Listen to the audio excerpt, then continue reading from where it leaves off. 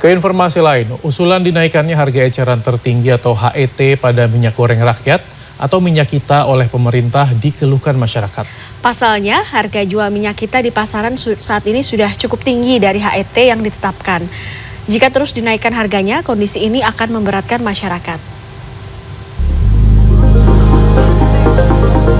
Beberapa bahan kebutuhan pokok di pasar tradisional Kosambi, Kota Bandung, Jawa Barat, Kamis pagi mengalami penurunan.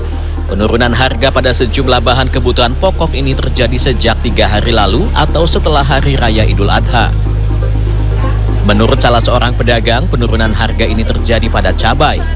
Dari yang sebelumnya menjelang Idul Adha Rp80.000 per kilogram, kini menjadi Rp70.000. Penurunan harga ini terjadi pada cabai Tanjung dan cabai merah keriting. Selain cabai, bawang merah yang sebelumnya dijual Rp70.000 per kilogram sebelum Idul Adha, kini dijual Rp55.000. Sedangkan bahan pokok lainnya seperti bawang putih masih stabil di harga Rp45.000 dan kentang di Rp23.000 per kilogram.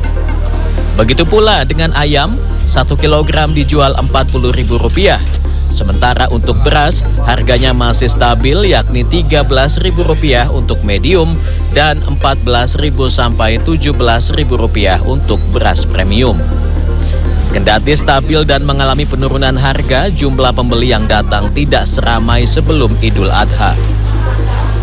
Kalau sebelum Idul Adha mungkin buat masak kali ya, jadi ada lebih lah gitu.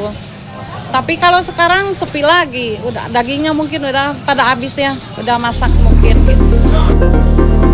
Kondisi serupa juga terjadi di Pasar Cihapit.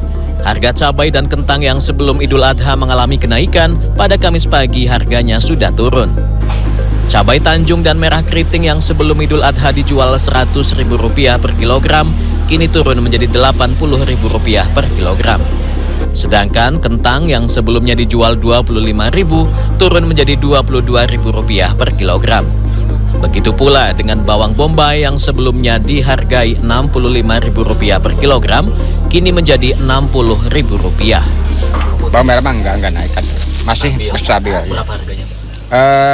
45. Bawang bombay? Bawang bombay mah ada itu mah dari luar mungkin ya, gimana subsidi katanya teh. Sekarang lagi dicabut subsidinya, jadi 65 sekarang 60. Sementara komoditi lainnya seperti ayam dan telur, harga jualnya masih stabil, yakni Rp45.000 per kilogram untuk ayam dan Rp30.000 per kilogram untuk telur.